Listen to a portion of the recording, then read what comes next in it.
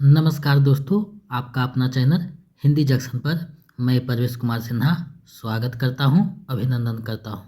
दोस्तों, आप लोगों के लिए आज एक और महत्वपूर्ण वीडियो लेकर उपस्थित हुआ हूं।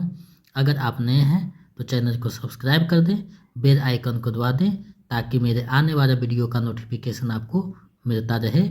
और दोस्तों में ज़्यादा से ज़्यादा इसे शेयर करें ताकि सभी लोग इसका लाभ उठा सकें।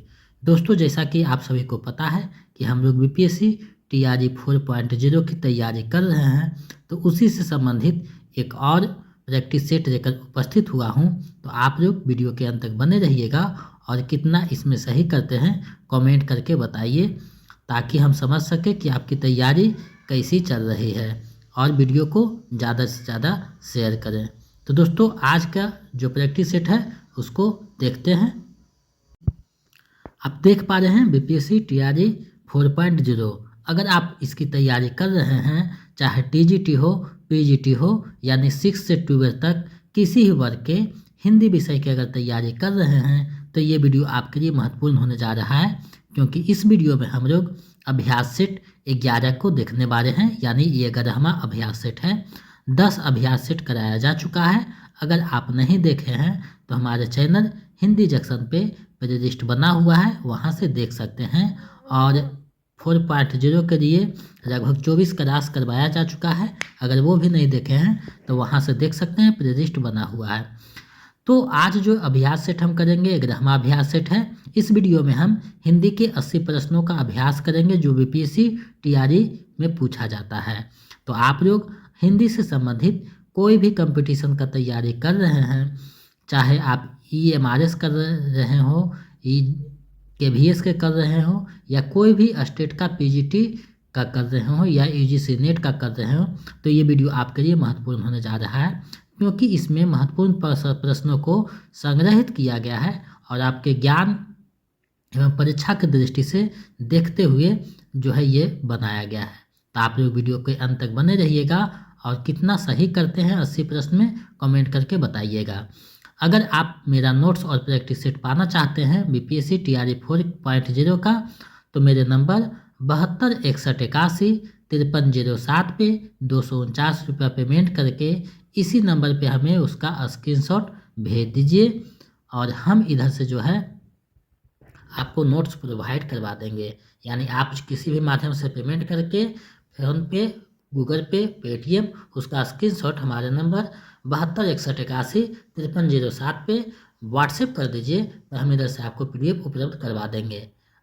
तो अगर आप लेना चाहते हैं तो जल्दी से पेमेंट करके प्राप्त करें ताकि रिवीजन करते रहें। और अगर मेरा नोट्स और प्रैक्टिस सेट रखते हैं तो अलग से कोई भी हिंदी के लिए पुस्तक लेने की आवश्यकता नहीं है। हाँ, हिंदी की अगर तैयारी कर रहे हैं तो एक आपको व्याकरण की पुस्तक रखनी चाहिए, चाहे कोई भी प्रकाशक का हो चलेगा, ताकि विपरीतार्थक शब्द, पर्यायवाची शब्द, मुहावरा और स्त्रीलिंग शब्द, पुल्लिंग शब्द देख सकें। तो इन सब चीज़ों से जुड़ करके अपनी तैयारी को बेहतर कर सकते हैं। तो चलिए बिना देर करते हुए आज के प्रश्नों को देखते हैं, कैसा प्रश्न आज रहने वाला है।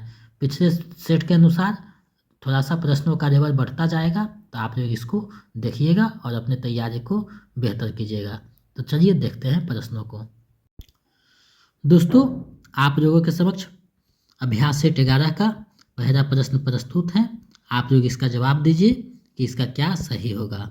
जैसा कि आप सभी को पता है कि बीपीएससी टीआरई 4.0 में भी 5 विकल्प रहेंगे, तो 5 विकल्प बनाया गया है।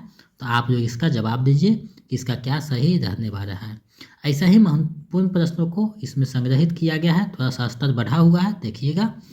यदि प्रबंध काव्य एक विस्तृत वनस्थली है तो मुक्तक एक चुना हुआ गुलदस्ता। यह कथन किस आलोचक का है? ये जो कथन है किस आलोचक का है आपको बतानी है। 5 विकल्प आपके सामने है, सही विकल्प आपको चुनना है। तो ये जो बात कहे हैं वे रामचंद्र शुक्ल जी के हैं। विकल्प क इसका सही हो जाएगा। उन्होंने ही प्रबंध काव्य को वनस्थली और मुक्तक को एक गुलदस्ता बताते हैं।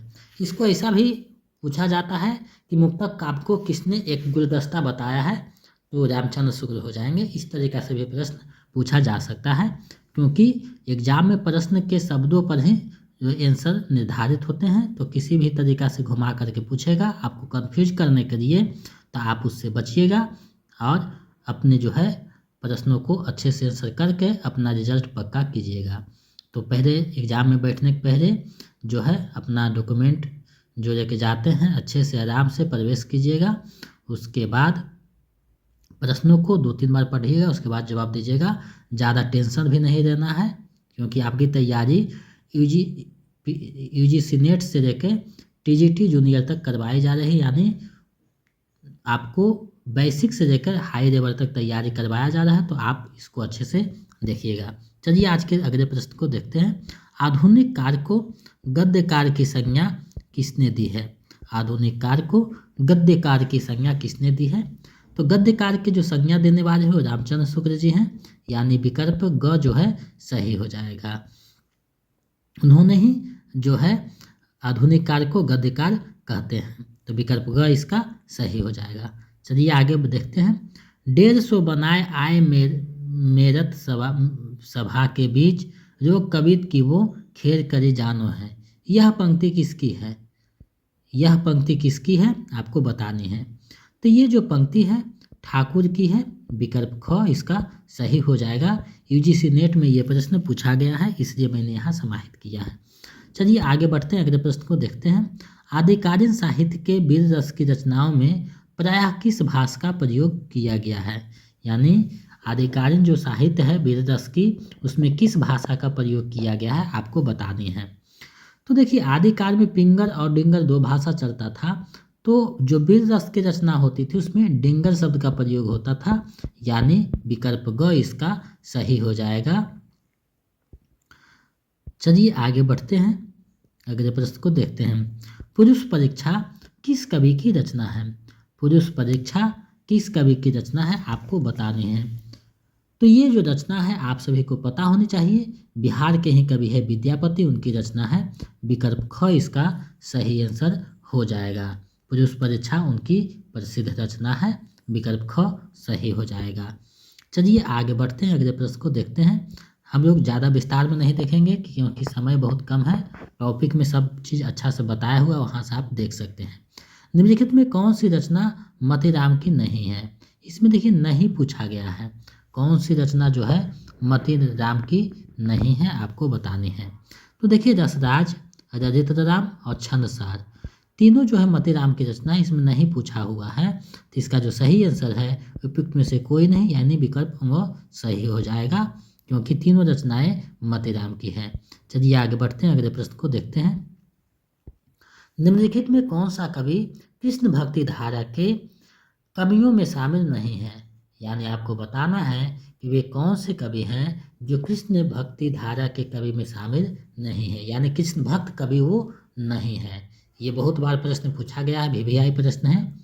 तो नाभादास जो है कृष्ण भक्त कवि नहीं है, विकल्प ग सही हो जाएगा। ये राम भक्त कवि हैं, आपको ध्यान में रखना है, तो विकल्प इसका ग सही आंसर हो जाएगा। तो इस तरीका के भी प्रश्न बहुत बार पूछे गए हैं, तो आप इसको ध्यान से देखिएगा। चलिए आगे बढ़ते हैं, अगले प्रश्न को देखते हैं। आप लोग वीडियो को शेयर करते रहिए। भारतवर्ष का लोकनायक वही हो सकता है जो समन्वय करने का अपार धैर्य लेकर आया हो, यह कथन किस आलोचक का है? ये जो कथन है किसका है आपको बतानी है। तो ये जो कथन है हजारी प्रसाद द्विवेदी जी का है, विकल्प ख इसका सही आंसर हो जाएगा। इन्होंने ही तुलसीदास के संबंध में ये बातें कही है। तो ये भी पूछा जा सकता है कि ये बातें किसके संबंध में कहा गया है, तो तुलसीदास के संबंध में हजारी प्रसाद द्विवेदी कहते हैं, ये ध्यान में रखना है। चलिए आगे बढ़ते हैं। इनमें से कौन सी साहित्य इतिहास पुस्तक हजारी प्रसाद द्विवेदी का है? आपको बताना है कि कौन सा पुस्तक जो है हजारी प्रसाद द्विवेदी का है। देखिए हिंदी साहित्य का उद्भव और विकास ये भी है, हिंदी साहित्य की भूमिका ये भी है, हिंदी साहित्य का अधिकार ये भी है। तो तीनों रचनाएं हजारी प्रसाद द्विवेदी का है। इसमें पूछ रहा है कि कौन सा है, तो इसका सही आंसर विकल्प घ हो जाएगा, उपयुक्त में से एक से अधिक, क्योंकि तीनों रचनाएं हजारी प्रसाद द्विवेदी जी का है। चलिए अगले प्रश्न की तरफ हम लोग बढ़ते हैं। हिंदी नवरत्न का प्रकाशन कब हुआ? हिंदी नवरत्न जो पुस्तक है उसका प्रकाशन कब हुआ था? तो हिंदी नवरत्न का जो प्रकाशन हुआ था वो 1910 ईस्वी में हुआ था। विकल्प ग सही हो जाएगा। और इसके लिखने वाले जो हैं मिश्र बंधुओं ने मिलकर लिखा है। और इस पुस्तक में तुलसीदास को सर्वश्रेष्ठ जो है कवि के रूप में प्रतिष्ठित किया है। तो इतनी बातें ध्यान में रखनी होगी। चलिए आगे बढ़ते हैं अगले प्रश्न की तरफ। भ्रमर गीत सुर साहित्य का मुटुकमणि है। यदि वात्सल्य और श्रृंगार के पदों को निकार भी दिया जाए तो हिंदी साहित्य में सुर का नाम अमर रखने के लिए भ्रमर गीत ही काफ़ी है। यह कथन किस आलोचक का है? ये जो कथन है वो किसका है आपको बताने हैं। तो ये जो बातें कह रहे हैं वे रामचंद्र शुक्ल जी कहते हैं। विकल्प ख सही हो जाएगा क्योंकि सूरदास को बहुत अच्छे से प्रतिष्ठित किए हैं इन्होंने। आगे बढ़ते हैं अगले प्रश्न की तरफ। हिंदी के विधेयवादी साहित्य इतिहास के आदम प्रवर्तक शुक्ल जी नहीं प्रत्युत गियर्सन है। यह किसका कथन है? भी ये प्रश्न है। ये जो कथन है किसका कथन है आपको बतानी है। तो ये जो कथन है नरेंद्र बिलोचन शर्मा जी का कथन है। विकल्प ख इसका सही आंसर हो जाएगा। तो इस तरीका के भी प्रश्न पूछे जाते हैं तो ध्यान में रखिएगा। जितने भी नोट्स और प्रैक्टिस सेट दिए हैं तो नोट्स को रिवीजन करते रहिए और प्रैक्टिस सेट को कम से कम 3-4 बार बनाइए ताकि आपका जो है आदत बन जाए। सर्वप्रथम किस साहित्य इतिहासकार ने अपने ग्रंथ में कार्य विभाजन एवं नामकरण का प्रयास किया है? वे कौन से साहित्यकार हैं जो ऐसा किए हैं? तो ये जो है जॉर्ज गियर्सन है। ये नामकरण और कार्य विभाजन का प्रथम प्रयास किया था। विकल्प ख सही हो जाएगा। चलिए आगे बढ़ते हैं। रीतिकार के किस कवि ने अपनी कविताओं में ऋतुओं और त्योहारों के साथ जीवन को खूबसूरती के साथ मिलाया है? यानी ऋतुओं और त्योहारों के साथ साथ जीवन की जो खूबसूरती होती है उसको कविता में बहुत सुंदर ढंग से समाहित किया है। वे रचनाकार कौन है आपको बताने हैं। तो पद्माकर जो हैं ऐसा करने वाले हैं। ऋतुओं का जहाँ भी चर्चा होगा पद्माकर आ जाएंगे।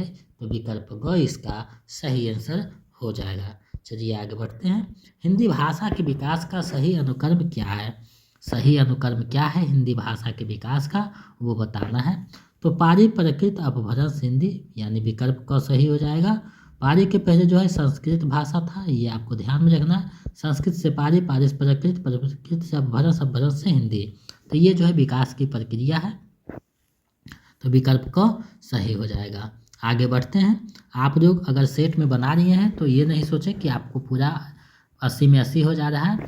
कोशिश कीजिए कि एक भी गलत नहीं हो क्योंकि एक बार सेट बनाए हुए जो हैं उनका गलत नहीं होना चाहिए। निम्नलिखित में कौन सी बोली पूर्वी हिंदी का नहीं है? आपको बनाना है कि इनमें से कौन सी जो बोली है पूर्वी हिंदी का नहीं है। तो अवधी, छत्तीसगढ़ी, बघेली तीनों जो है पूर्वी हिंदी का बोली है और इसमें नहीं पूछ रहा है तो इनमें से कोई नहीं हो जाएगा यानी विकल्प अंग जो है सही हो जाएगा। चलिए आगे बढ़ते हैं अगले प्रश्न की तरफ। हिंदी साहित्य के उत्तर मध्यकाल को किसने श्रृंगारकार के नाम से अभिहित किया है? यानी वे कौन से साहित्यकार हैं जो उत्तर मध्यकाल को श्रृंगारकार नाम दिया है? तो ऐसा जो करने वाले हैं पंडित विश्वनाथ प्रसाद मिश्र जी हैं यानी विकल्प ग इसका सही आंसर हो जाएगा। रामचंद्र शुक्ल ने इसे रीतिकार कहा है और मशंकर शुक्ल रसाल ने इसे कलाकार कहा है। ये आपको ध्यान में रखना है। चलिए आगे बढ़ते हैं अगले प्रश्न की तरफ। हिंदी का प्रथम समाचार पत्र का संपादन किसने शुरू किया था? तो प्रथम जो पत्र था उदंत मार्तंड, तो इसका जो संपादन था पंडित जुगल किशोर शुक्ल ने किया था। कलकत्ता से किया था 1826 ईस्वी में। तो विकल्प ख इसका सही आंसर हो जाएगा। चलिए आगे बढ़ते हैं अगले प्रश्न की तरफ। संविधान के किस अनुच्छेद में देवनागरी लिपि में लिखित हिंदी को संघ की राजभाषा घोषित किया गया है? तो संघ की जो राजभाषा घोषित किया गया है वो आप सभी को पता होनी चाहिए किस में किया गया है। तो 343 में किया गया है जो कि विकल्प में नहीं है। इसका सही आंसर में से कोई नहीं हो जाएगा यानी विकल्प अंग जो है सही हो जाएगा। चलिए आगे बढ़ते हैं अगले प्रश्न की तरफ। इन बोलियों को उनके बोली क्षेत्र से सुमेलित कीजिए यानी उसका जो बोली क्षेत्र है उससे आपको सुमेलित करना है कि कौन जगह कौन सी बोली बोली जाती है। तो सबसे पहले मगही देखिए, तो मगही जो है पटना का है, भोजपुरी जो है छपरा का है, मैथिली दरभंगा का है, ब्रजभाषा मथुरा का है। तो देखिए इसमें तो इसका जो सही आंसर है विकल्प ख हो जाएगा। आप देखिएगा ध्यान से तो पता चल रहा है विकल्प ख इसका सही आंसर है। तो इस तरीका के भी प्रश्न पूछते हैं, तो आपको एक एक चीज़ को ध्यान में रखना है, क्योंकि बीपीएससी कोई सिलेबस नहीं जारी करता है, तो बिना सिलेबस के आपको पढ़ना है। तो समझ जाइए कितना मेहनत करना होगा, यानी आपको एक एक चीज़ ध्यान से देखना है, हर एक टॉपिक को आपको ध्यान करना होगा, क्योंकि कहीं भी कभी भी कुछ भी पूछा जा सकता है। तो आपको सभी पोर्शन को मजबूत करके चलना होगा। चलिए अगले प्रश्न को देखते हैं। निम्न में कौन सा उपन्यास भारत विभाजन की पृष्ठभूमि पर लिखी गई है, यानी भारत विभाजन की जो पृष्ठभूमि है उस पर कौन सा उपन्यास लिखा गया है। तो ये जो लिखा गया है तमस जो भीष्म साहनी का उपन्यास है, यानी विकल्प को सही हो जाएगा। अमृतलाल का है जो है मानस का है, गबन जो है प्रेमचंद का है, ये ध्यान में रखना है। चलिए आगे बढ़ते हैं। अरे यायावर रहेगा याद हिंदी की किस विधा की प्रसिद्ध रचना है। तो ये जो है अज्ञेय की बहुत ही प्रसिद्ध रचना है, अज्ञेय की अरे यायावर रहेगा याद। और ये जो है रिपोर्टाज है, यानी सॉरी यात्रा वृत्तांत है, यानी विकल्प ख इसका सही आंसर हो जाएगा। ये रिपोर्टाज यानी यात्रा संस्मरण में आता है। चलिए आगे बढ़ते हैं अगले प्रश्न की तरफ। संस्कृति और सौंदर्य किसकी आलोचनात्मक पुस्तक है। संस्कृति और सौंदर्य किसकी आलोचनात्मक पुस्तक है, आपको बतानी है। तो ये जो पुस्तक है वो नामवर सिंह की बहुत प्रसिद्ध आलोचनात्मक पुस्तक है, यानी विकल्प ग इसका सही आंसर हो जाएगा। चलिए आगे बढ़ते हैं अगले प्रश्न की तरफ। निम्नलिखित में कौन सी कहानी चंद्रधर शर्मा गुलेरी की नहीं है। आपको बताना है कि वे कौन सी कहानी है जो चंद्रधर शर्मा गुलेरी का नहीं है। तो उसने कहा था चंद्रधर शर्मा गुलेरी का है, बुद्धू का कांटा भी है, दोपहर का भोजन इसका नहीं है, अमरकांत का कहानी है, और नहीं पूछा है, तो विकल्प ख सही हो जाएगा। देखिए आप लोग प्रश्न को जब अच्छे से नहीं पढ़िएगा तो समझ में नहीं आएगा, क्योंकि जल्दी जल्दी में आप लोग जानते हुए प्रश्नों को गलत करके चले आते हैं। तो उससे बचना है, प्रैक्टिस सेट यही करता है, आपको गलत होने से बचाता है। जितना प्रैक्टिस सेट आप कीजिएगा उतना बेहतर आपके एग्जाम के लिए माना जाएगा, ये माना जाता है। तो इसका सही आंसर विकल्प ख हो जाएगा, दोपहर का भोजन। आगे बढ़ते हैं अगले प्रश्न की तरफ। कामायनी के सर्गों को उनके क्रम अनुसार सुमेलित कीजिए, यानी कौन सा सर्ग कौन सा क्रम में है आपको बतानी है। तो सबसे पहले चिंता आता है, तो चिंता पहला सर्ग है, इसको मिलाइए। उसके बाद आशा आता है, तो आशा दूसरा हो जाएगा, देखिए कहाँ। उसके बाद आता है श्रद्धा तीसरा, उसके बाद आता है काम चौथा। तो इसको अगर मिलान आप कीजिएगा तो विकल्प क जो है सही हो जाएगा, यानी क आंसर इसका सही है। तो इसका देखिएगा। अब देखिए कामायनी जो है जयशंकर प्रसाद की रचना है, ये ध्यान में रखना है। इसमें सर्गों की संख्या जो है 15 है, और अंतिम सर्ग जो है आनंद है, ये ध्यान में रखना है कामायनी के संबंध में। चलिए आगे बढ़ते हैं। आवारा मसीहा किसके जीवन पर लिखा गया है। आवारा मसीहा जो जीवनी है वो किसके जीवन पर लिखा गया है। तो ये जो लिखा गया है आपको पता होनी चाहिए, शरतचंद्र चट्टोपाध्याय के जीवनी पर लिखा गया है, जो कि विकल्प में है, लेकिन यहाँ टाइपिंग मिस्टेक हुआ है, शरतचंद्र चट्टोपाध्याय, यानी इसका सही आंसर जो है विकल्प ख सही हो जाएगा। शरतचंद्र चट्टोपाध्याय के जीवनी पर लिखा गया, और इसके जो राइटर हैं विष्णु प्रभाकर हैं, ये भी ध्यान में रखिएगा। बहुत ही वीवीआई प्रश्न है, यूजीसी नेट में लगभग 5-7 बार ये प्रश्न पूछा गया है। चलिए आगे बढ़ते हैं। निम्न में कौन सा नरेश मेहता का उपन्यास नहीं है, यानी आपको बताना है कि नरेश मेहता का उपन्यास इनमें से कौन सा नहीं है। तो देखिए यहाँ नहीं पूछा है, तो डूबते मस्तूरी उनकी रचना है, यह पथबंधोधा, नदी यशस्वी है, तीनों रचनाएं नरेश मेहता की हैं, और इसमें नहीं पूछा है, तो इसका सही आंसर विकल्प हो जाएगा, उपयुक्त में से कोई नहीं। आगे बढ़ते हैं। देहाती दुनिया किसका प्रसिद्ध आंचलिक उपन्यास है। देहाती दुनिया किसका जो है प्रसिद्ध आंचलिक उपन्यास है, आपको बतानी है। तो ये जो उपन्यास है शिवपूजन सहाय की बहुत प्रसिद्ध रचना है, एकमात्र उपन्यास है देहाती दुनिया, यानी विकल्प क इसका सही आंसर हो जाएगा। चलिए आगे बढ़ते हैं। निम्न में कौन फणीश्वरनाथ का उपन्यास है? आपको बताना है इनमें से कौन सा उपन्यास जो है फणीश्वरनाथ रेणु का है। तो देखिए, पलटू बाबू रोड, परती परिकथा और मेरा आचर, तीनों रचनाएं जो है फणीश्वरनाथ रेणु की है। ये इसमें पूछ रहा है कौन सा है, तो उपयुक्त में से एक से अधिक हो जाएगा, क्योंकि तीनों रचनाएं फणीश्वरनाथ रेणु की हैं। चलिए आगे बढ़ते हैं। स्थूल के प्रति सूक्ष्म का विद्रोह, छायावाद के संबंध में यह कथन किस आलोचक का है? छायावाद के संबंध में ये जो कथन है किसका है, आपको बतानी है। तो ये जो कथन है आप सभी को पता होना चाहिए, डॉक्टर नगेंद्र का कथन है, बहुत प्रसिद्ध कथन है, हमेशा एग्जाम में पूछा जाता है, तो ये ध्यान में रखिएगा, यानी विकल्प ग इसका सही आंसर हो जाएगा। उन्हीं का ये कथन है, स्थूल के प्रति सूक्ष्म का विद्रोह, छायावाद के संबंध में ये लिखते हैं। चलिए आगे बढ़ते हैं। आधिकारिक ग्रंथों को ग्रंथकारों के साथ सुमेलित कीजिए, यानी आधिकारिक जो ग्रंथ है उनके ग्रंथकार कौन है उसके साथ जो है आपको सुमेलित करना है। तो देखिए, इसको सुमेलित करने के लिए सबसे पहले आपको जानना होगा कि किसके रचनाकार कौन है। तो खुमान रासो के दलपति विजय हैं, पृथ्वीराज रासो के चंद्रवर दाई हैं, उसके बाद जो है देखिए परमार रासो है, तो परमार रासो के जो रचनाकार हैं जगनिक हैं, और विसरदेव रासो के नरपति नार हैं। तो इसको मिलाइएगा तो विकल्प ग जो है सही हो जाएगा। चलिए आगे बढ़ते हैं, अगले प्रश्न को देखते हैं। रोबहू सब मेरी आबहू भारत भाई, हा हा भारत दुर्दशा न देखी जाए, उपयुक्त पंक्तियां किसकी है? यानी ये जो पंक्तियां हैं किसकी हैं? तो देखिए, माखना चतुर्वेदी है, इनकी भी नहीं, श्रीधर पाठक का भी नहीं, ठाकुर जगमोहन इनका भी नहीं। तो आखिर ये किनकी पंक्ति हैं? तो उपयुक्त में से कोई नहीं हो जाएगा। ये पंक्ति जो है भारतेंदु हरिश्चंद्र की पंक्ति है, भारतेंदु हरिश्चंद्र की पंक्ति है, जो कि विकल्प में नहीं है। तो इसका सही आंसर विकल्प अंग हो जाएगा, उपयुक्त में से कोई नहीं। चलिए आगे बढ़ते हैं, अगले प्रश्न को देखते हैं। अपने यहाँ संसद तेल की वह घानी है, जिसमें आधा तेल है आधा पानी है, उपयुक्त पंक्तियाँ किसकी है? यानी ये जो पंक्तियाँ हैं वो किसकी पंक्ति है आपको बतानी है।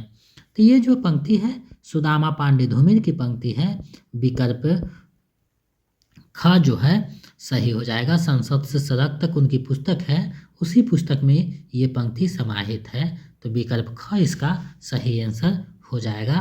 कभी कभी पूछ जाता है कि धूमिल का पूरा नाम क्या है, तो सुदामा पांडे धूमिल है, ये ध्यान में रखिएगा। चलिए आगे बढ़ते हैं, अगले प्रश्न को देखते हैं। अब देखिए यहाँ दिया हुआ है, संप्रदायों को उनके प्रवर्तकों के साथ सुमेलित कीजिए, यानी संप्रदाय दिया हुआ है और उसके जो है प्रवर्तक दिए हुए हैं, तो आप मिलान कीजिएगा कि किसका क्या सही हो जाएगा। तो सनकादि संप्रदाय के निमार्काचार्य हैं, उसके बाद आता है हरिदासी संप्रदाय, तो स्वामी हरिदास हैं। राधा बर्वी के जो संप्रदाय के जो हैं वो हैं हित हरिवंश जी, और गौड़ीय के हैं चैतन्य महाप्रभु। तो अगर मिलान करके देखिएगा तो विकल्प ख सही हो जाएगा, यानी इसका जो आंसर है विकल्प ख सही है। चलिए आगे बढ़ते हैं। जिस प्रकार आत्मा की मुक्तावस्था ज्ञान दशा कहलाती है, उसी प्रकार हृदय की मुक्तावस्था रस दशा कहलाती है। रामचंद्र शुक्ल का यह विचार चिंतामणि के किस निबंध में वर्णित है? बहुत कठिन प्रश्न पूछा गया है, यानी ये जो पंक्ति है वो किस निबंध में वर्णित है आपको बतानी है। बहुत प्रसिद्ध पंक्ति है, बार बार एग्जाम में कहीं ना कहीं देखने को मिलता है।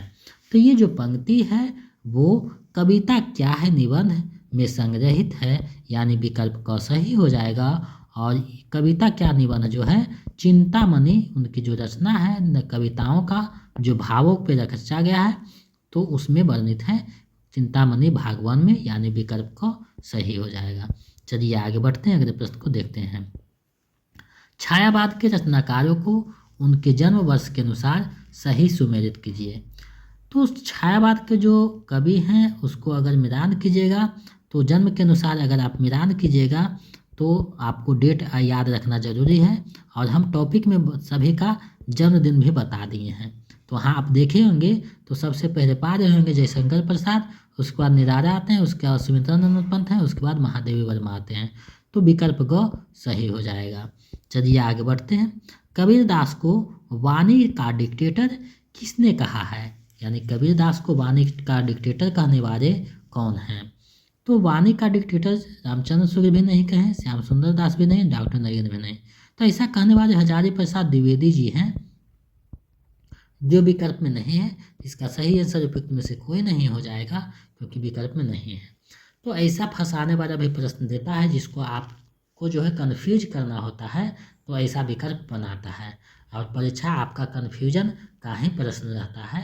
आप जितना ज़्यादा कन्फ्यूज करें, ऐसा प्रश्न सेट किया जाता है। तो आप अच्छे से प्रश्न को पढ़िएगा, समझिएगा, उसके बाद जवाब देना है। रामचंद्र शुक्ल जो है कबीर की भाषा को पंचमेल खिचड़ी सधोकरी कहते हैं, और श्याम सुंदर दास जो है पंचमेल खिचड़ी कहते हैं। ये ध्यान में रखना है। तो विकल्प वह इसका सही हो जाएगा। चलिए आगे बढ़ते हैं। महात्मा गांधी की जीवनी अकाल पुरुष गांधी के लेखक कौन है? तो ये जो जीवनी लिखा गया है अकाल पुरुष गांधी, महात्मा गांधी के जीवन पर है, और इसके रचनाकार जैनेन्द्र कुमार जी हैं। यानी विकल्प क जो है सही हो जाएगा। आगे बढ़ते हैं अगले प्रश्न की तरफ। निम्नलिखित कृतियों को उनके विधा के साथ सुमेलित करिए। यानी कौन सी कृति कौन सी विधा की है, वो आपको मिलान करना है। तो देखिए, सबसे पहले आधे अधूरे आटा है, तो ये नाटक है। आपका बंटी उपन्यास है। कविता क्या है? निबंध है। ठाकुर का कुआं कहानी है। तो इस प्रकार से ये मिलान होगा, आप मिलान कीजिए। आधे अधूरे जो रचना है मोहन राकेश की रचना है। आपका बंटी जो है मनु भंडारी का है। कविता क्या है? रामचंद्र शुक्ल का निबंध है। ठाकुर का कुआं मुंशी प्रेमचंद का कहानी है। तो ऐसा भी प्रश्न देता है। तो एक एक चीज़ों को आपको जो है बेहतरीन ढंग से बताने का हम प्रयास करते हैं, ताकि एग्ज़ाम में आपका अच्छे से सिलेक्शन हो सके, कोई दिक्कत ना हो, और सभी का अभ्यास हो सके। क्योंकि बीपीएससी में जितना ज़्यादा आप अभ्यास कीजिएगा, एक बार, दो बार, तीन बार एक ही सेट को 55 बार अभ्यास कीजिए, ताकि आपका जो है कॉन्फिडेंस बढ़े और आप एग्ज़ाम में अपना एक सीट पक्का कर सके, मेरिट बना सकें। चलिए आगे बढ़ते हैं, अगले प्रश्न को देखते हैं। राजभाषा आयोग की स्थापना कब की गई? तो राजभाषा जो आयोग है उसका स्थापना 1955 ईस्वी में की गई थी। यानी विकल्प ख इसका सही आंसर हो जाएगा। तो हम अब जो है निश्चय किए हैं कि 50% प्रश्न साहित्य से रहेगा और 50% प्रश्न जो है व्याकरण वाले सेक्शन से रहेगा। तो 40 प्रश्न आज जो है हम लोग साहित्य वाले सेक्शन से देख चुके हैं। अब जो है व्याकरण वाले सेक्शन से प्रश्नों को देखेंगे, क्योंकि हम बहुत समय निकाल करके आपके लिए वीडियो बनाते हैं। तो आप मेरे साथ अगर जुड़े रहिए, जितना ज़्यादा जुड़िएगा उतना हमें जो है उत्साह मिलेगा और ऊर्जा मिलता है। तो आप लोग वीडियो को ज़्यादा से ज़्यादा शेयर कीजिए, देखिए, क्योंकि हम आपके लिए गागर में सागर भरने का काम करते हैं। बहुत कम वीडियो बनाते हैं, लेकिन टॉपिक वाइज बनाते हैं, और आपके साथ जो है फालतू का वीडियो नहीं शेयर करते हैं। तो ये आपको ध्यान में रखना है। चलिए अब व्याकरण वाले प्रश्नों को देखते हैं। पहला प्रश्न 41वां प्रश्न है, व्याकरण वाले सेक्शन है। डॉक्टर वासुदेव नंदन प्रसाद के हिंदी व्याकरण की पुस्तक का नाम क्या है? यानी डॉक्टर वासुदेव नंदन प्रसाद की जो हिंदी व्याकरण की पुस्तक है उसका नाम क्या है, आपको बताना है। तो उसका नाम है आधुनिक हिंदी व्याकरण और रचना। विकल्प ख सही है। देखिए, डॉक्टर वासुदेव नंदन प्रसाद जो है मगध विश्वविद्यालय के प्रथम जो है विभागाध्यक्ष रह चुके हैं, और इनकी प्रसिद्ध जो है विश्व लेवल पर व्याकरण की प्रसिद्ध पुस्तक है। तो अगर आप तैयारी कोई भी हिंदी का कंपटीशन का करते हैं, तो ये हिंदी का जो है व्याकरण का बुक आपके पास रहना जरूरी होता है। बहुत अच्छी बुक है, बहुत प्रसिद्ध बुक है, और ऑथेंटिक माना गया है। ये भी ध्यान में रखना है। तो ये ध्यान में रखना है, और इस पुस्तक को आपके पास होना चाहिए। चलिए आगे देखते हैं। किसे हिंदी व्याकरण का पाणिनि की उपाधि से विभूषित किया गया है? तो हिंदी का जो पाणिनि है व्याकरण का, किन्हें कहा गया है? तो कामता प्रसाद गुरु को कहा गया है। विकल्प को सही हो जाएगा। चलिए आगे बढ़ते हैं। रंबोदर में किस समास की योजना है? रंबोदर में किस समास की योजना है, आपको बताना है। तो रंबा है उदर जिसका, अर्थात गणेश तो इसको जो है बहुविधि विशेष अर्थ देता है तो बहुविधि हो जाता है, विकल्प ख सही हो जाएगा। चलिए आगे बढ़ते हैं। कृदंत प्रत्यय युक्त शब्द का चयन कीजिए। कृदंत प्रत्यय युक्त कौन सा शब्द है आपको बताना है। तो पाठक जो देखिए है कृदंत प्रत्यय युक्त शब्द है, आप इसको देख सकते हैं, विकल्प क सही हो जाएगा। आगे बढ़ते हैं। निम्नलिखित में कौन निस उपसर्ग युक्त शब्द नहीं है, यानी निस उपसर्ग से कौन सा शब्द नहीं बना है आपको बताना है। नहीं पूछ रहा है तो ये भी निश्चर, निश्चर, निश्चय तीनों जो है निस उपसर्ग से बना हुआ है और नहीं पूछा है तो उपयुक्त में से कोई नहीं हो जाएगा। चलिए आगे बढ़ते हैं अगले प्रश्न की तरफ। निम्नलिखित में कौन सा तत्सम शब्द है, आपको बताना है इसमें से कौन जो है तत्सम शब्द है। तो देखिए संध्या, आश्चर्य, चुंबन तीनों जो है तत्सम शब्द है तो विकल्प घ इसका सही आंसर हो जाएगा, क्योंकि तीनों के तीनों सही हैं। चलिए नेक्स्ट प्रश्न देखते हैं। निम्नलिखित में कौन सा संयुक्त व्यंजन है, निम्न में कौन सा जो है संयुक्त व्यंजन है आपको बताने हैं। तो संयुक्त व्यंजन देखिए छ, त्र और स्र तीनों संयुक्त व्यंजन हैं, यानी विकल्प घ इसका सही आंसर हो जाएगा। एक यहाँ 4 संयुक्त व्यंजन है, ज्ञा भी है, ये ध्यान में रखना है। चलिए आगे बढ़ते हैं। निम्नलिखित में कौन सा कंठ वर्ण नहीं है, कौन सा जो है कंठ वर्ण नहीं है आपको बताना है। तो जिसका उच्चारण कंठ से होता है उसे कंठ वर्ण कहा जाता है। तो कवर्ग पूरा है तो ग भी हो जाएगा और अ भी जो है कंठ से होता है। तो तीनों के तीनों जो है कंठ वर्ण है, इसमें नहीं पूछा है तो उपयुक्त में से कोई नहीं हो जाएगा, क्योंकि तीनों जो है कंठ वर्ण है। तो इस तरीका के प्रश्न जो है 5वां विकल्प है बहुत डिस्टर्ब करता है, तो इससे आपको बचना है और अपना मेरिट को पक्का करना है। चलिए आगे बढ़ते हैं अगले प्रश्न की तरफ। निम्नलिखित में कौन सा आकाश का पर्यायवाची शब्द नहीं है, आकाश का पर्यायवाची शब्द कौन सा नहीं है आपको बताना है। तो देखिए आकाश का जो पर्यायवाची है गगन भी है, अंबर भी है, व्योम भी है, तीनों आकाश का पर्यायवाची है और इसमें नहीं पूछा है तो उपयुक्त में से कोई नहीं हो जाएगा, यानी विकल्प अंग जो है सही हो जाएगा। आगे बढ़ते हैं अगले प्रश्न की तरफ। शुद्ध वर्तनी है, शुद्ध वर्तनी कौन सा है आपको बतानी है। तो देखिए शुद्ध वर्तनी का जब बात हम करते हैं तो आप देखते हैं आँख, क्षत्रिय, दुख तीनों के तीनों जो हैं शुद्ध हैं, तो इसका सही आंसर उपयुक्त में से एक से अधिक, यानी विकल्प घ सही हो जाएगा। आगे बढ़ते हैं अगले प्रश्न की तरफ। डूबते को तिनके का सहारा, लोकोक्ति का अर्थ है, ये जो लोकोक्ति है इसका सही अर्थ क्या है आपको बताना है। डूबते को तिनका का सहारा, अब देखिए विकल्प से ये बनेगा तालाब में डूबते व्यक्ति को तिनके से बचाना, ऐसा नहीं है। विपत्ति में पड़े लोगों को थोड़ा सहारा काफ़ी होता है, जी बिल्कुल सही बात है कि जो विपत्ति जिसको पड़ता है थोड़ा सा मदद बहुत बड़ा होता है, यानी विकल्प ख सही हो जाएगा। किसी को तिनके का सहारा लेना ऐसा नहीं कहा गया है, तो विशेष अर्थ में विकल्प ख सही हो जाएगा। आगे बढ़ते हैं। वागीश का संधि विच्छेद क्या होता है, वागीश एक शब्द है, इसका संधि विच्छेद क्या हो जाएगा। तो वागीश का जो संधि विच्छेद होता है तो वाक परस इस होता है, यानी विकल्प क इसका सही आंसर हो जाएगा। आगे बढ़ते हैं अगले प्रश्न की तरफ। सूर्योदय में कौन संधि है, सूर्योदय में कौन सी संधि है आपको बतानी है। तो सूर्योदय में जो है गुण संधि आएगा, अगर संधि आप नहीं पढ़े हैं तो हमारे जो चैनल पे दिया हुआ है वहाँ से आप पढ़ सकते हैं, आगे पढ़ाया भी जाएगा। आगे बढ़ते हैं। अशुद्ध वाक्य है, अशुद्ध वाक्य कौन सा है। आज दिन सबसे अच्छा है, आज दिन सबसे अच्छा है, आज दिन सबसे अच्छा है। उसको मैं प्रातः काल के समय घूमने जाता हूँ, तुम्हें इतनी देर क्यों लगी, क्यों हुई। तो यहाँ देखिए अशुद्ध वाक्य का जो है बात कर रहा है, तो अशुद्ध वाक्य मैं प्रातः काल के समय, आज दिन सबसे अच्छा है, यहाँ आज का दिन होना चाहिए, थोड़ा सा मिस्टेक है। तो यहाँ देखिए मैं प्रातः काल घूमने जाता हूँ, समय नहीं, प्रातः काल अपने आप में समय है, तो इसका सही आंसर विकल्प ख हो जाएगा। इसका जो सही आंसर विकल्प ख हो जाएगा, आप देख रहे हैं। चलिए आगे बढ़ते हैं अगले प्रश्न की तरफ। निम्नलिखित में कौन सा अनाथ का विलोम शब्द है, अनाथ का विलोम शब्द कौन सा है आपको बताने हैं। तो अनाथ का जो है सनाथ हो जाएगा विलोम शब्द, विकल्प को सही हो जाएगा। नेक्स्ट प्रश्न देखते हैं। किस वाक्य में प्रश्नार्थक क्रिया का प्रयोग हुआ है। प्रेरणार्थक मतलब जिससे प्रेरणा मिल सके। तो आप एक एक विकल्प को ध्यान से देखिएगा। तो पिता पुत्र से पत्र लिखवाता है, मेरे हाथ खुजलाते हैं, बिल्कुल गलत। राम अपने को सुधार रहा है, इससे प्रेरणा नहीं। यानी पिता पुत्र से पत्र लिखाता है, इसमें प्रेरणा मिलता है, यानी विकल्प क सही आंसर हो जाएगा। आगे बढ़ते हैं। देवनागरी दुनिया का सर्वाधिक वैज्ञानिक लिपि है, यह किस विचारक का कथन है? देवनागरी दुनिया का सर्वाधिक वैज्ञानिक लिपि है, ये कथन किसका है आपको बताने हैं। तो ये जो कथन है राहुल सांकृत्यायन का है, यानी विकल्प क सही हो जाएगा।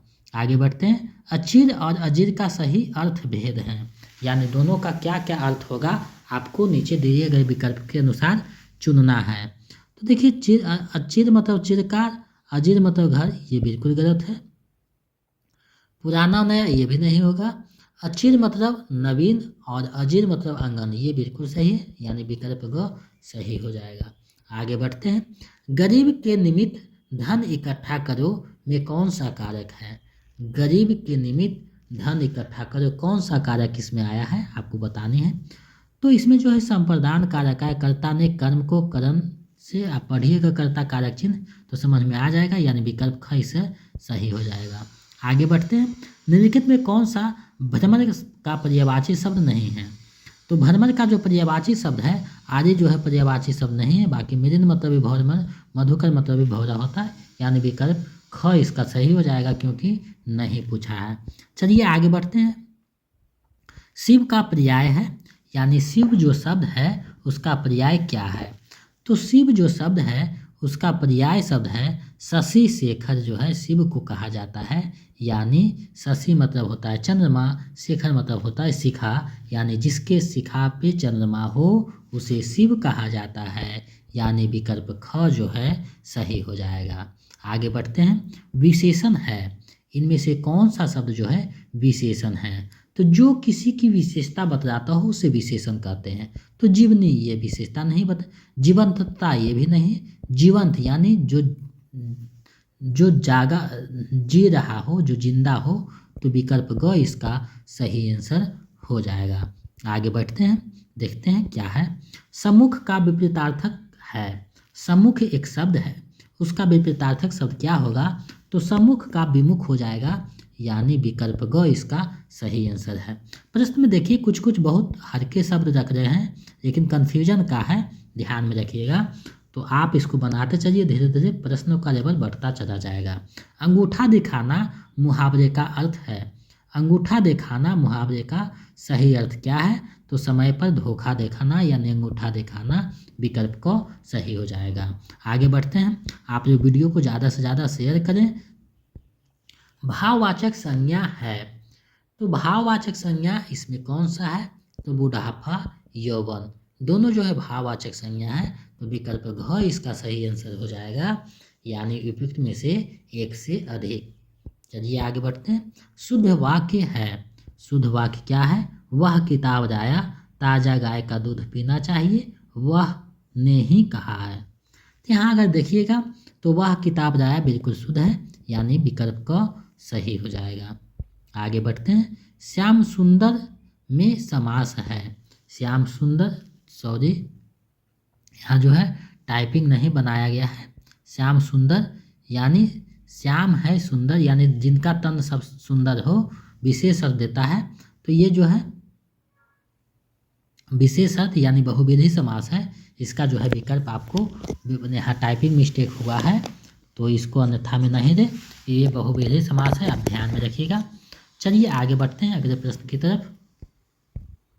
अवश्य में प्रयुक्त प्रत्यय है, आवश्यक में कौन सा प्रत्यय है आपको बताना है।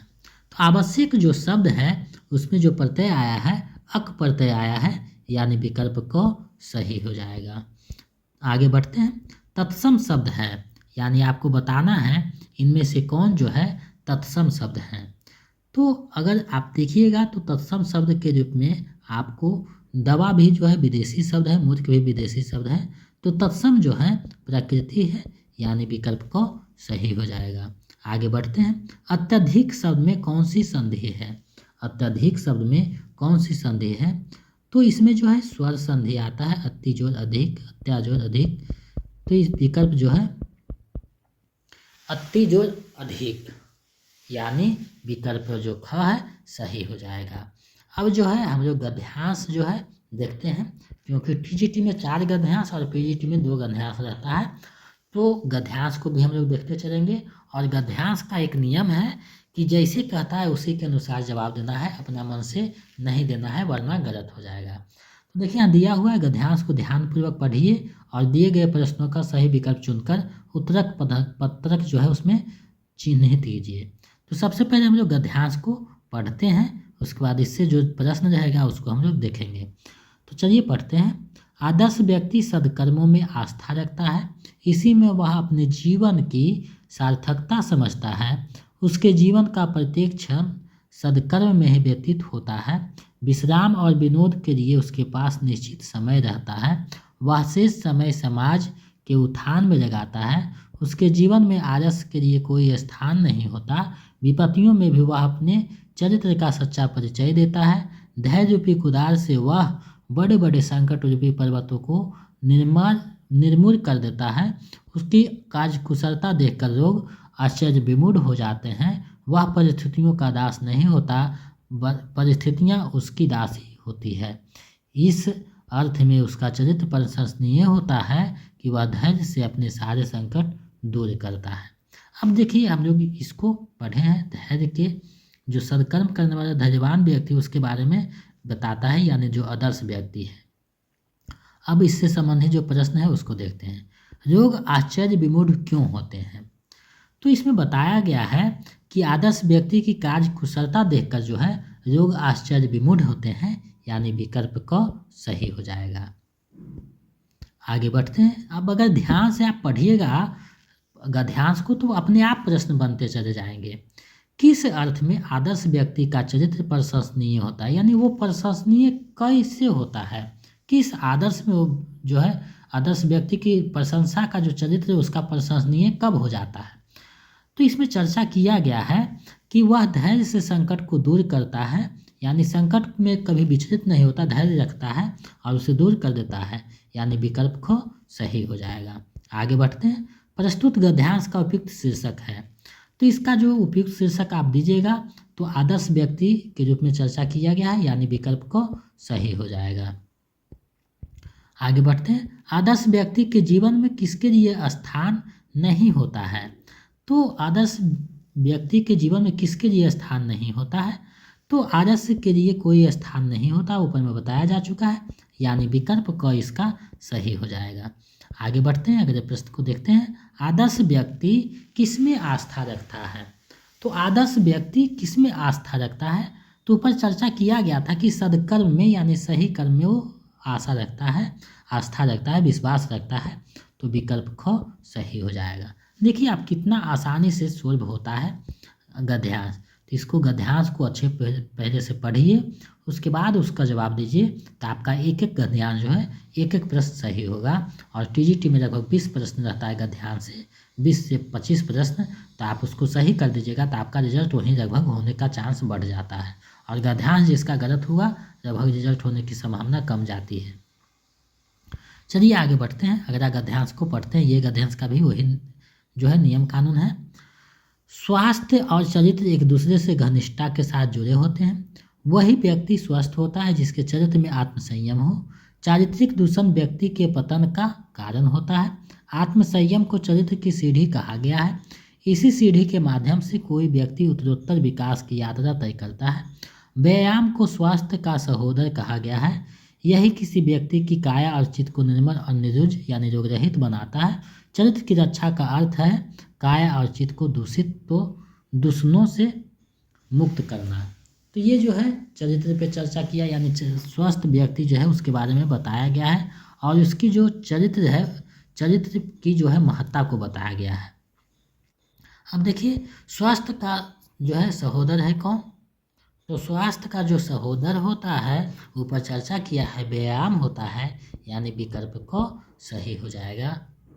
आगे बढ़ते हैं। स्वस्थ व्यक्ति का लक्षण है, स्वस्थ व्यक्ति का लक्षण क्या है? तो आत्म संयम सबसे बड़ा उसका जो है लक्षण होता है, यानी विकल्प ग सही हो जाएगा।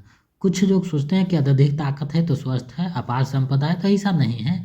जो आत्म संयम रहता है वही जो है स्वस्थ होता है, ऐसा गद्यांश में कहा गया है और गद्यांश के अनुसार ही आपको जवाब देना है। चलिए आगे बढ़ते हैं। किसी व्यक्ति का विकास किस पर आश्रित है? किसी व्यक्ति का विकास जो है उसके आत्मसंयम पे आश्रित होता है, यानी विकल्प को सही हो जाएगा। आगे बढ़ते हैं। व्यक्ति के पतन का कारण है, तो व्यक्ति के पतन का कारण क्या है? तो चारित्रिक दोष जब आ जाता है तो उसका पतन का कारण है, यानी विकल्प ख सही हो जाएगा। चलिए इस वीडियो का अंतिम और 80वां प्रश्न देखते हैं। विभिन्न दूषणों से मुक्त होने का अर्थ है, विभिन्न दूषणों से मुक्त होने का अर्थ है चरित्र की रक्षा करना, यानी विकल्प ग सही हो जाएगा। तो आज मैंने आप लोगों को सेट नंबर 11 बताया। हमें आशा है नहीं, पूरा विश्वास है कि आपकी तैयारी में महत्वपूर्ण भूमिका निभाएगा और आपको जो है लक्ष्य प्राप्ति करने के लिए अग्रसर करेगा। तो आप लोग वीडियो में 80 प्रश्न में कितना सही बनाए हैं कमेंट करके हमें बताइए और वीडियो को ज़्यादा से ज़्यादा शेयर कीजिए। अगर BPSC 4.0 का नोट्स और प्रैक्टिस सेट पाना चाहते हैं तो हमारे नंबर 72 61 81 53 07 इस पर 249 रुपया पेमेंट करके चाहे गूगल पे, फ़ोनपे, पेटीएम और उसका स्क्रीनशॉट लेकर हमें इसी नंबर पे व्हाट्सएप कर दीजिए, तो हम इधर से नोट्स, प्रैक्टिस सेट और प्रीवियस सेट उपलब्ध करवा देंगे PDF। अगर आप बिहार स्टेट पेपर 2 का तैयारी करने का सोच रहे हैं तो इसी नंबर पे 199 रुपया पेमेंट कर दीजिए और उसका स्क्रीनशॉट इसी नंबर पे व्हाट्सएप कर दीजिए, तो हम जो है आपको नोट्स और प्रैक्टिस सेट उपलब्ध करवा देंगे, जिससे आपका स्टेट निकल जाएगा। और पेपर 1 का करना चाहते हैं तो हमारे टेलीग्राम चैनल से जुड़ जाइए, जिसका लिंक वीडियो के डिस्क्रिप्शन में दिया हुआ है। वहाँ आप PDF डाउनलोड कीजिए और अपने तैयारी को बेहतर कीजिए। तो इन सारी चीज़ों से जुड़ करके अपनी तैयारी को बेहतर कर सकते हैं। तो हम यही आशा कहेंगे कि हिंदी जंक्शन से जुड़िए और अपनी तैयारी कीजिए और सफल होकर एक योग टीचर बनिए। हमेशा हिंदी जंक्शन आपका सहयोग करता रहेगा और हिंदी जंक्शन के माध्यम से लगभग 3 से 4 हज़ार शिक्षकों ने अपना योगदान दिया है। आगे आपका भी नंबर आ सकता है, तो आप तैयारी कीजिए और हम आपका मार्गदर्शन करेंगे। कैसे आपको निकलना है, क्या आपको पढ़ना है, बाकी चीज़ें विस्तृत में चैनल पे बताया गया है, वीडियो दिया हुआ है, आप वहाँ से देख करके तैयारी कर सकते हैं। तो मेरे साथ इतना देर तक बने रहने के लिए बहुत बहुत धन्यवाद। नए हैं तो चैनल को सब्सक्राइब करके बेल आइकन को दबा दें और वीडियो को ज़्यादा से ज़्यादा शेयर करें। मिलते हैं एक नए वीडियो में।